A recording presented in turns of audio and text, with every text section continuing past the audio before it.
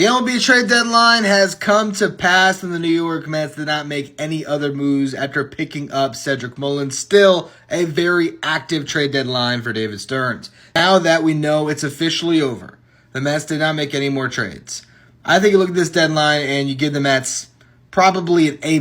I think they did everything they had to. They completely overhauled their bullpen, which was the most important thing. And I think ultimately they decided the cost of starting pitching was just too much to go out and acquire.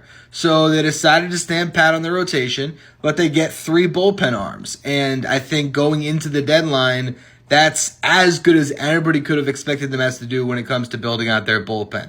To get a left-on-left guy in Gregory Soto first, to then get a nightmare of an at-bat for pretty much every hitter when you're talking about Tyler Rogers throwing from that arm slot. And then, oh yeah, by the way, you have one guy that doesn't throw hard but throws from a funky angle, and then another guy throws over 100 miles per hour in Ryan Helsley. I just think the Mets did a fantastic job building out a real bridge to Edwin Diaz. The best bridge Edwin Diaz has ever had. That is the type of bullpen that can win a World Series. Cedric Mullins was making the most of a limited market in center field, and I think they did well in that regard. And then when it comes to the starting rotation, I think the fact that the Mets didn't feel they need to make a move, to me, I think that's evident of their confidence in Noel McLain and Brandon Sproat potentially being able to make an impact down the stretch. They also didn't trade Paul Blackburn. And not that I think Paul Blackburn is going to start a playoff game, but can Paul Blackburn help the back end of the Mets rotation when you have a supercharged bullpen? I think that he can.